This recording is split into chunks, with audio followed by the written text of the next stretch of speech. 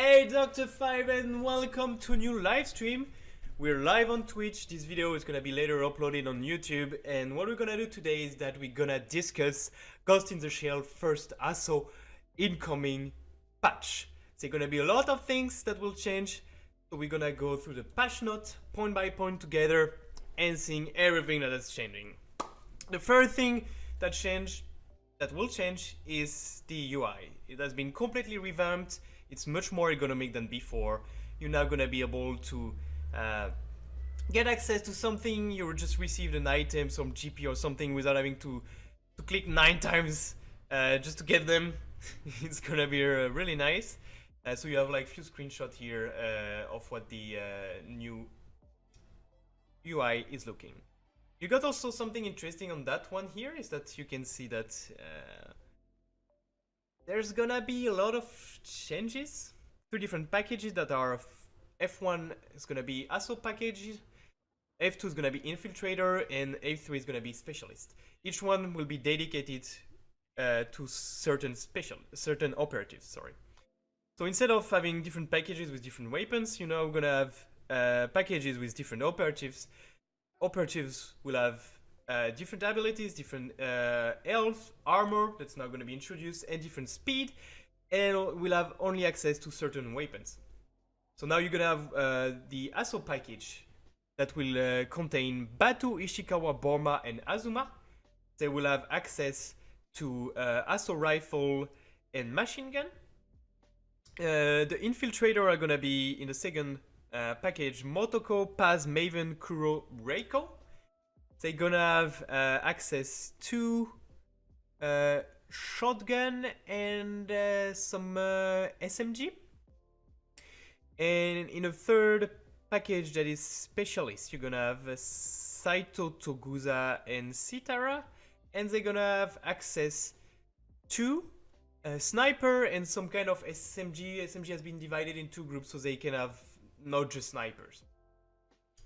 So you won't be able to have 3 packages and 3 machine gun, or 3 snipers, or 2 ASO rifle and 1 shotgun, for example. It's not gonna be possible anymore. You're gonna have 1 of each. Between the games, you're gonna be able to change the operative you wanna use for each package. There is also 3 new operatives that have been introduced, starting with Azuma. Azuma has an interesting ability. Is able to bring a shield. His tier 1 will be a shield that protects his upper body, and the second tier is gonna be a much bigger shield that goes down all to his feet, and that will protect him even more effectively, and that gonna also protect his allies that can be behind it. So it's gonna be really kind of a tank, useful for different game modes. Like for example, if you're going into game mode is called already Terminal Conquest, it's gonna be really useful for this mode. The other operative that everyone is talking about is Reiko. Reiko has kind of a special ability, is that she's gonna be able to kind of dive. She's kind of acting the ghost of everyone around, and she's gonna be to remove herself from the physical world. So let's say that she's being able to just disappear completely from everyone's sides. At the same time, she's not taking any damage, and she's gonna be able to reappear to another location. The tier 1 is gonna be just you diving and just reappearing somewhere else, but on the tier 2 you're gonna be able to dive with, and at the same time seeing the position of your enemies. It's gonna be really useful tactical operative, really useful for example in demolition. When you can just like dive, see where your enemies are, pop up in their back, and just shoot them. Really useful operative. The last new operative is Sitara. Sitara has kind of a weird ability. She's spawning drones, but not like drones like Togusa that are gonna follow you. They're gonna defend a special zone, so it's gonna be really useful for Terminal Conquest and Demolition. The tier 1 is just a drone that then gonna defend a small area. During tier 2 you can reposition the drone, and the drone is gonna patrol in a wider area. But as soon as you enter the area, you get shot. So that's all for the new operatives. I think we're gonna skip this first and we're gonna go directly to the new class. There is some explanation now that I have to give you about the new operatives. Each operative will now have health points, like hit points, and also armor points to balance the different classes, especially with the power, the ability of Borma. So what you're gonna have is that you're gonna have the three different packages. You're gonna have Asso. So in the Asso package, they will have bigger hit points and armor points. They're gonna be a bit tanky. They're gonna have like really aggressive abilities. They're gonna be able to use, as I said before, Asso rifle and machine gun. The Infiltrator will have the lowest amount of HP and AP. They're gonna, however, move faster than the other classes, and they're gonna be able to fire while sprinting, which is also really useful. They're gonna also be able to slide, which is a new feature that's gonna be implemented. So a bit like in Call of Duty when you just like slide on the ground. So they're gonna be able to do it, and they're gonna have access to shotgun and SMG. The SMG has been split in submachine guns and personal defense weapon (PDW), so that the specialists don't have access to all the SMG but just some of them.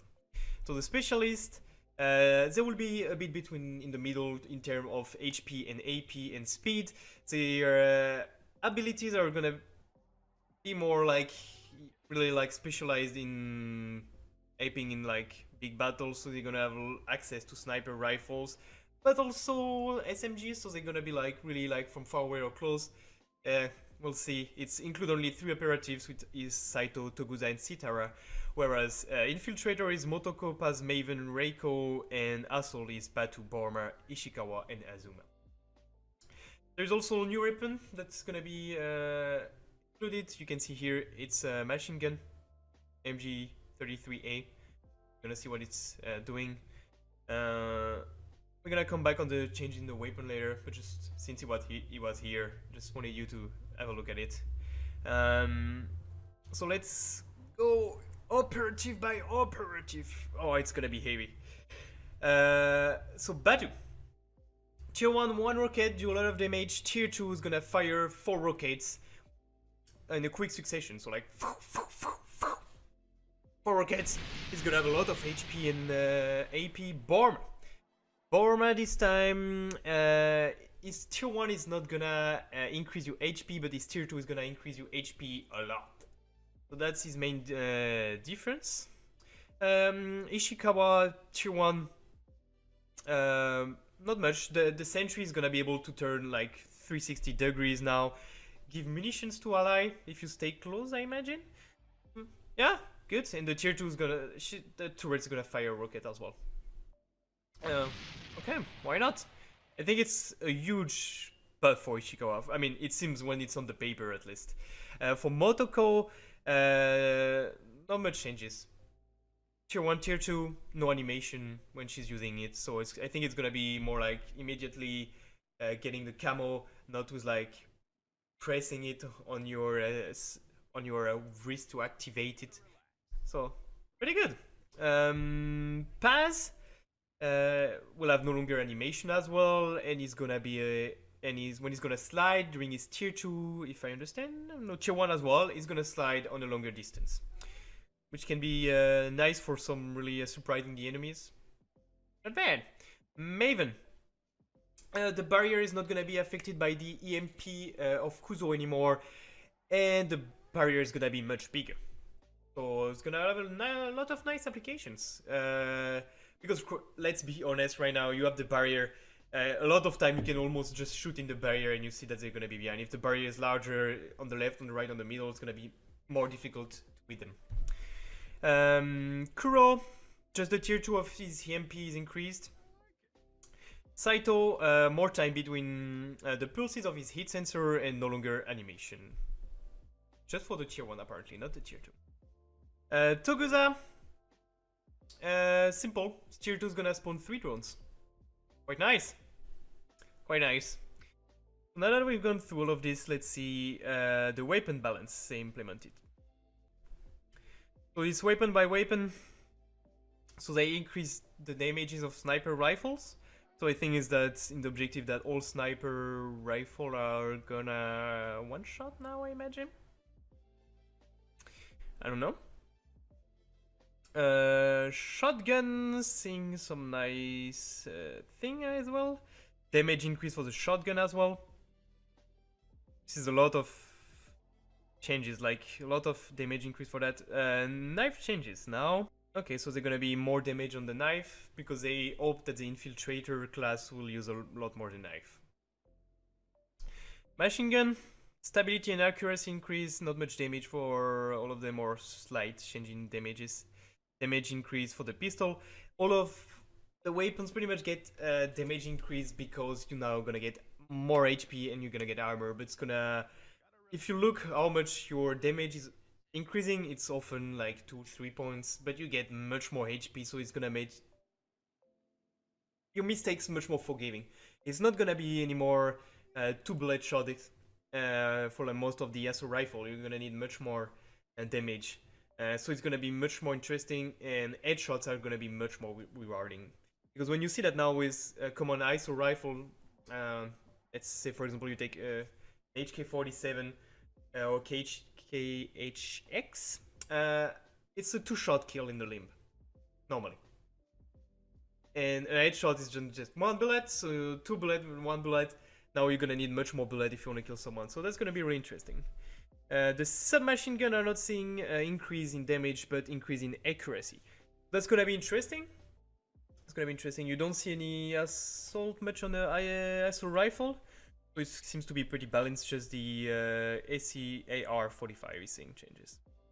That's pretty much all for the weapons. Let's go back now to gameplay changes. So what will you have is that now they changed the buttons. E and Q is gonna be for tier 1 and tier 2. But to synchronize your skills and to act a Tashikoma, it's gonna be the F key now. That's mostly the change. And the Kapao and the PP 2200 are now gonna be the new PDW weapon. So usable by your specialist. So you're gonna have like all the sniper rifle plus only those two SMG. They're gonna be a free operative rotating every 2 weeks. Nice. And every new player will have Borma. Nice to start with Borma, I think. Especially now that you have Hammer and more HP. Increased capture zone in Terminal Conquest. You will also be able to see the number of people in the cycle. It's gonna be nice. What else can we say? Default target for Terminal Conquest is going to be reduced to 4 from 5. The first to 4 instead of the first to 5. Default score for Team Deathmatch is going to be reduced from 10,000 to 8,000. So it's going to be a bit faster. Okay, so something else that I have to say that there will be a new mod called Elimination. The new mod is a bit like Demolition, but not focusing on bombs. You're just gonna have to kill the enemy. You just have 1 life, and the last man standing in a team. That's pretty much it. So it's gonna be interesting, much more competitive, also fast. It's gonna be interesting, a bit different from Team Deathmatch. I'm looking forward to play it. There is a new map called Electronic Center. Looking forward to see it. Here is a screenshot. This map is gonna have Team Deathmatch and Demolition. There is 2 maps that have been slightly reworked. Cyberward has been updated with new balances, and new textures have been added to Downtown Dejima and PSS9. So that's pretty much all. There was a lot of skin that you can see here. There's a list. A lot of skins will be added. So that's really interesting. I'm looking forward to it. I don't know what you think about it. Let's just see if you guys have any questions. And so that's all for the new update. I'm really looking forward to it. There's gonna be some Ghost in the Shell videos incoming. The first one will be an opening of some crates, and then there's gonna be some gameplay videos coming, like some kind of Overwatch montage I did, something kind of bit funny for me at least. Because it's really funny to do the montage, really really interesting. So I think I will have some fun doing that. That's pretty much all. I will see you next week for another video.